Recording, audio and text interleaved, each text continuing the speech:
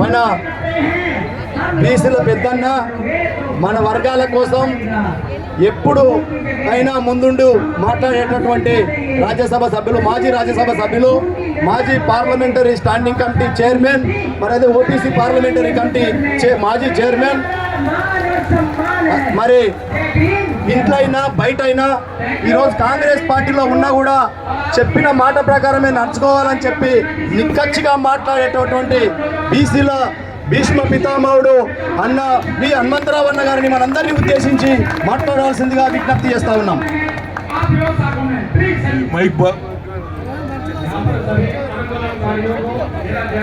సభకు నమస్కారం. అఖిల భారత జాతీయ ఓబీసీ అధ్యక్షుడు జాజుల శ్రీనివాస్ గౌడ్ గారు, అదేవిధంగా చాలా మంది నాయకులు ఉన్నారు. నేను ఒకరి పేరు చెప్పి ఒకరు చెప్పకపోతే ఏమన్నంత నా పేరు మర్చిపోయినావే అంటారు. అందుగురించి ఇప్పటి వరకు మా జాజుల శ్రీనివాస్ గౌడ్ అందరి పేర్లు చెప్పాడు. అదేవిధంగా ఆంధ్ర నుంచి వచ్చినటువంటి బీసీ నాయకులు, తెలంగాణ నుంచి, అదేవిధంగా అమృత్సర్లో కూడా మన తెలంగాణలో పుట్టి అమృత్సర్లో కూడా బడుగు బలహీన వర్గాల గురించి ఆలోచన చేసే జాజుల శ్రీనివాస్ గౌడ్కు నా హృదయపూర్వక ధన్యవాదాలు. మిత్రులారా, సోదరులారా, సోదరిమణులారా, సమయం ఆసన్నమైంది.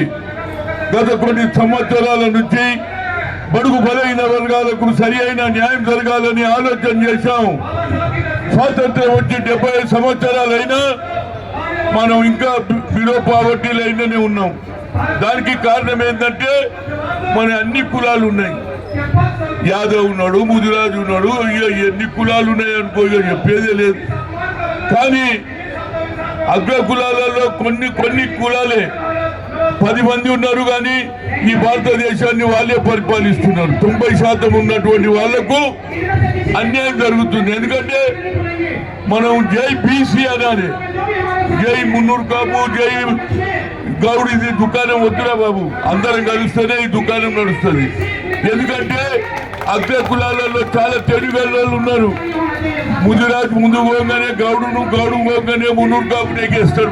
మనకే పంచాయతీ పెడతాడు. అక్క మనం హుషారీలు ఉండాలి. వాళ్ళు ఎప్పుడో లేపుతారు మనను. కనుక మనలో యూనిటీ రావాలి. అన్నిటికంటే ఇవాళ ఆశా కిరణం. నేను నిజంగా కూడా చాలా సంతోషంగా ఉన్నా. ఓబీసీ ఎంపీస్ కన్వీనర్ గా ఆ రోజులలో సుప్రీంకోర్టులో IIT, IIM, all India institute of medical sciences లో మీకు అవకాశం లేదని తీర్పిచ్చింది. కానీ నేను సోనియా గాంధీ దగ్గర పోయినా, అర్జున్ సింగ్ గారు HRD minister, we come for the rural area, local language, Uriya, Kannada, Tamil, Telugu, but talent is not anybody's property. God has given to everybody. You should give opportunity. అంటే ఆ అమ్మ డాక్టర్ మన్మోహన్ సింగ్ చెప్పింది, మీరు పెట్టమన్నాడు. ఆనాడు ఉన్నటువంటి లల్లు ప్రసాద్ యాదవ్ అందరూ కూడా మద్దతు ఇచ్చింది. ఎందుకంటే మన ఓట్లు ఉన్నాయి కదా, వ్యతిరేకం చేస్తే ఓడగొడతారని అందరు చేసింది. ఇప్పుడు కూడా అనుకోకుండా రాహుల్ గాంధీ కన్యాకుమారి నుంచి కాశ్మీర్ బయలుదేరిండు. 4500 నడిచినోడు ఈ దేశంలో ఎవరు లేడు. మ్యారథాన్ నడిచినాక ప్రజలు కలిసిండు, రైతులు కలిసిండ్రు, నిరుద్యోగులు కలిసిండ్రు, మా చెల్లెలు అక్కలు కలిసిండ్రు, అట్టడుగునున్న ప్రజానీకం కూడా కలిసింది. అయ్యా, స్వాతంత్రం వచ్చి 75 ఏళ్ళైంది, మేము ఇంకా బిలో పావర్టీ ఉన్నాం, మాకు న్యాయం జరగాలన్నారు. ఏం చేయాలంటే కులగన చేయాలన్నారు. అది తెలుసుకున్నటువంటి రాహుల్ గాంధీ అన్నాడు, we come to the power, will conduct the caste wise census, జిత్తినా ఇచ్చేదారి ఉత్తి భాగీదారి అన్నాడు. అంతటితో ఆగలే, 9th షెడ్యూల్ ను తీసేసి 50% సీలింగ్ కూడా తీసేస్తానంటే మనకు ఆశా కేంద్రం దొరికిండు. అనుకోకుండా ఆయన నేర్చే మా జాబులో సీల్ అన్నాడు. ఆయన ప్రధానమంత్రి అయితే లేకపోతుంది, మా మీటింగ్ పెట్టే విషయం లేకపోతుంది. అందరు కలిసి పోయాలి. మళ్ళీ నరేంద్ర మోడీ వచ్చింది. అప్పుడే आपको ओबीसी बोलता, मगर ओबीसी को दस्तार में कुछ नहीं करा. आकर प्रतिमा हमारे बाबा साहब अम्बेडकर का प्रतिमा भी था. पार्लियामेंट के सामने था, नया पार्लियामेंट बनाए, वो प्रतिमा को भी हटा दिए. देखो, देश भर के लोग आए, प्रतिमा लगाना वहीं पर. उसमें हमारा राहुल गांधी भी बराबर ताउन देंगे। वहाँ प्रतिभा लगाना चाहिए। पार्लियामेंट बोले तो कॉन्स्टिट्यूशन कौन लिखा? कॉन्स्टिट्यूशन ఎవరు రాసిండ్రు? ఆనాడు నా దేశ స్వాతంత్రం 1947 వచ్చింది, కానీ నిజమైన స్వతంత్రం ఎప్పుడు వచ్చింది తెలుసా? అంబేద్కర్ రాజ్యాంగం రాసినాక బావుల దగ్గర వదిలే, గుళ్ళ దగ్గర వదిలే, దూరం ఇట్లా అనేది. కనుక ఆయన అంబేద్కర్ అన్నాడు వాళ్ళు కూడా సమాజంలో ఉండాలి అని రిజర్వేషన్ తెచ్చాడు. వాళ్ళతో పాటు మా బీసీలకు కూడా న్యాయం చేశాడు. మా అందరిని పట్టుదల అంబేద్కర్ ఆలోచన ఇవ్వాలి. ఎందుకంటే కొత్త పార్లమెంట్ नया पार्लियामेंट बनाते मगर प्रेसिडेंट मुर्मू को क्यों नहीं बुलाए? దేశంలో అతిపెద్ద పార్లమెంట్ కట్టినప్పుడు ఎవరు ఇనాగ్రేషన్ చేయాలమ్మా? ప్రెసిడెంట్ చేయాలా లేదా? ఆడపడుచులు చేయాలన్నా? అందులో గిరిజనమ్మా ఈయననే చేసి ఇట్లా పెట్టింది. ఏమిటి ఆఖరికి ఆయన ప్రతిభ తీసేసి दूर दूर से हजारों साल दूर से आज हर नौजवान हर खवातीन आज प्रतिभा लगाने की बात कर रहे हैं। मैं बराबर वो प्रतिभा के साथ हम भी आपके साथ हैं। राहुल गांधी से हमारे गुजारिश है, जब तक पार्लियामेंट में अंबेडकर का स्टैचू प्रतिभा नहीं लगाए जब तक हम लड़ते रहेंगे। कॉन्स्टिट्यूशन राजभवन बोमने ఉండదమ్మా, ఇంతకు ముందు పాతదంటుండే, इससे पहले पुराना पार्लियामेंट में था, उसको हटा देने बाद क्या रखते भैया? ఇంత జనం నేను ఎన్నడూ చూడలే. ఎక్కడికడికి వెళ్ళొచ్చుండు అంటే అంబేద్కర్ పేదవాని గురించి ఆలోచన చేశాడు. కేవలం ఎస్సీలే కాదు, బడుగు బలైన వర్గాల గురించి ఆలోచించాడు. ఆయన గురువు ఎవరు తెలుసా? మహాత్మా జ్యోతిరావు పూలే. చదువుకుంటేనే భవిష్యత్ అన్నాడు. ఇప్పుడు చెప్పలేక 18th సెంచరీలో చెప్పిండు ఆయన. సావిత్రి పూలేతో కూడా చదువు నేర్పించిండా లేదా? చదువుకుంటేనే భవిష్యత్ అన్నాడు. ఆ చదువుకున్న ఆలోచనలో మహాత్మా జ్యోతిరావు పూలి శిష్యుడుగా అంబేద్కర్ చదువుకున్నాడు, బ్యారిస్టర్ అయిండు, ఈ దేశానికి రాజ్యాంగం రాశాడు. అన్నాడు మహాత్మా గాంధీ, పండిట్ జవహర్లాల్ నెహ్రూ అందరూ కూడా ఒకటి ఆలోచన చేసి కడుపు కాలినోడు పేదరికంలోకి వచ్చినోడే కానీ అయినా కాన్స్టిట్యూషన్ రాస్తారని రాసిండా లేదా? లేకుంటే ఇంతకుముందు ఎవడన్నా మనం పక్క కూర్చోబెట్టిండా? ఎవరా లేవు, నువ్వు మాలో ఇట్లా అంటారా లేదా? ఇప్పుడు హనుమంత్ చూడు అంటే చక్కగాడు ఏది టీఆర్ జైలుకే పోతాడా లేదా? ఇదంతా మనకు హక్కు కల్పించిండమ్మా. ఇవాళ అదే విధంగా రాహుల్ గాంధీ గారు నిజంగా నాకు చాలా సంతోషం ఉంది. నిన్నటిదాకా మాకు ఎవరు లేరు. అంబేద్కర్ చెప్పిండు కానీ మహిళలకు ఎస్సీలకు ఇచ్చినారు, అందరికి ఇచ్చిండు, కానీ మా తరపుకెళ్ళి ఎవరు మాట్లాడుతుంటాడంటే ఒకటి కనిపించిండు, ఆయననే రాహుల్ గాంధీ. हम आएंगे तो पावर में आएंगे तो कैजुअल सेंसस विल कंडक्ट, जितना हिस्सेदारी उतनी भागीदारी 50% సీలింగ్ కూడా తెస్తానడక్క. అందుగురించి ఇప్పుడు ఏమంటున్నాడు మా జాతుల శ్రీనివాస్ ఏమన్నాడు తెలుసా? మీరు కులగన చేయకుండా మీ పరివర్తం అంటుడు. కానీ రేవంత్ రెడ్డి ఒక పని అయితే చేసిండు. అసెంబ్లీలో బిల్లు పెట్టిండక్క, 150 కోట్లు రిలీజ్ చేసిండక్క. కానీ కులగన చెయ్యాలి కదా బాబు. దానికి ఏమంటున్నాడు? టైం ఏం టైం అయిపోతుంది భయ్, ఎక్స్టెన్షన్ చేయాలి. కులగన చేయకపోతే మొన్న రాహుల్ గాంధీ మీద ఎందుకు ఓట్లేసారు ఇంతమంది? పొద్దునే తప్పిపోయిందక్క. ఆయన ఏమన్నాడు సార్, అబ్కి బాత్ సాఫ్ సుథరా, అబ్కి బాత్ సాఫ్ సుథరా, इनको भी पालने में लाने भाई। हिंदुस्तान का प्रधानमंत्री कभी देखा? गरीबी देखा? गरीबों को परवरिश देखा?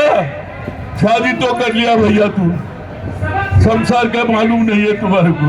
बच्चे कच्चे हुए तो కొడుకేంది బిడ్డేంది అల్లుడేందో తెలుస్తుండే కదా, ఆయనకేం తెలియదు. కనుక నా ఉద్దేశంలో ఇవాళ రాహుల్ గాంధీ గారు మాట్లాడుతున్నారు.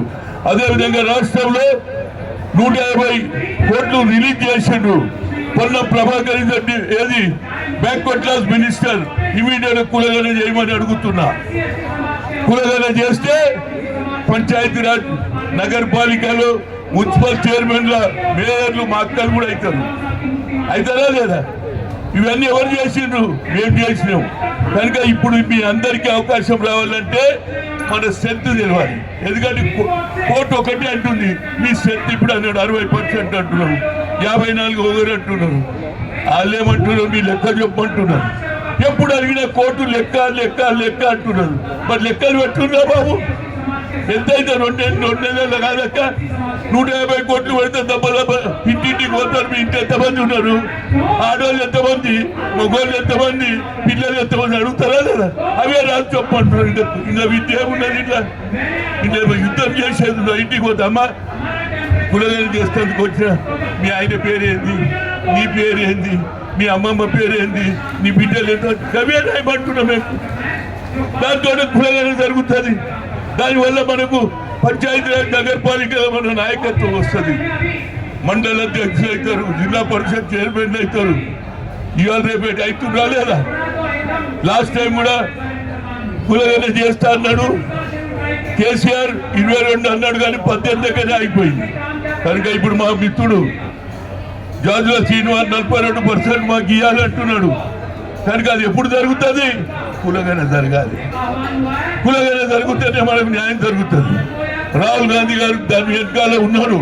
మేము తప్పనిసరిగా పార్లమెంట్లో గతంలో ఐఐటి ఐఐఎంలో రిజర్వేషన్ లేకుంటే కొట్లాడి తెచ్చుకున్నాం. అంతే సోషల్ జస్టిస్ లో ఎస్సీ ఎస్టీ ఓబీసీ 3 ఉంటుంది. దాన్ని కూడా వేరు చేపించింది మీరా కుమార్ తల్లి. మీరా కుమార్ గారు స్పీకర్ గా చేసిండ్రు. అప్పుడు మా లెక్క తెలిసింది. 1993లో మండల్ కమిషన్ పాస్ అయితే 27% అన్నారు. మేము 9% దగ్గరనే ఆగినాం. Double digit ఆపాయినాయి. ఎందుకంటే లెక్క తెలియదు కదా. ఈ విధంగా మోసం చేస్తున్నారు. మా మిత్రుడు మంచి కార్యక్రమం ఇవాళ అన్ని కుల సంఘాలు కూడా ఒకటి అంటున్నారు, కులగన జరగాలి, కులగన జరగాలి, కులగన జరగాలి. జరుగుతూనే మన భవిష్యత్తు. మనం ఎన్ని రోజులు ఇచ్చాడు? ఇప్పుడు మామూలు మంచిగా ఉన్నాడు. అడుక్కుంటే కాదే గుంజాలి. గుంజాలంటే ఓట్లు మనయి. కానీ మీరు ఏం చేస్తే తెలుసా? ఒక తప్పు ఎలక్షన్ రాగానే ఎవడు పైసలు ఇస్తాడో అది దిక్కు చూస్తాడు. ఈ దండం పెడుతూ ఈ పని చేయకుండా ఓటు విలువ. అంబానీకి ఒకే ఓటు, నీకు ఒకే ఓటు, రిక్షా ఒకేవారికి కూడా ఒకే ఓటు, కూలీ నా చేసేవారికి ఒకే ఓటు. వీళ్ళు తెలియకుండా ఒక ఆమె అన్నది, నేనన్నా మాకు ఇందిరాగాంధీ భూసంస్కరణ అమలు చేసింది, ఇల్లు ఇచ్చిందంటే అన్నీ ఏమన్నా తెలుసా? ఇవన్నీ ఎందుకు చెప్తావా? నాకు అన్నీ తెలుసు. పక్కోడు అవతల పాటోడు 500 ఇస్తూ నువ్వేం ఇస్తున్నావు? దండం పెడితే ఎక్కడమ్మా? పక్కోడు 500 ఇస్తూ నువ్వేని ఇట్లా అడగొద్దే. నీకు అడిగేక్కువ పోతుంది కదా. మీ గల్లీలో రోడ్ వేయలేదని అడుగుతావా? అడుగుతామంటే నువ్వేం అడుగుతున్నావు? ఏమో 500 తీసుకోలే ఓటేస్తాను అడుగుతారు కదా. ఏమక్క మీరు నిజంగా పైసలు తీసుకోకుండా ఓటు వేస్తామని ఎంతమంది చేయలేబట్టుంది? ఇది చైతన్యం. పైసలు తీసుకోకుండా ఏ పార్టీ అయితే ప్రజలకు బడుగు బలైన వర్గాల గురించి పేదవారి గురించి ఆలోచన చేస్తారో వాళ్ళకే ఓటు వేయాలి. ఒక్కరోజు ఏమవుతుంది? ఒకరోజు చికెను, ఒకరోజు మటను, ఒకరు తెచ్చుకొని సగం తాగుతాం.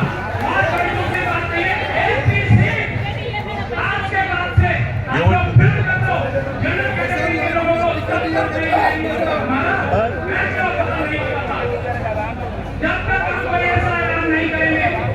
ఇది కరెక్ట్ చెప్పిన. ఈ సంగతి రాహుల్ గాంధీకి చెప్తాను. నాకు తెలియదు ఈ సంగతి.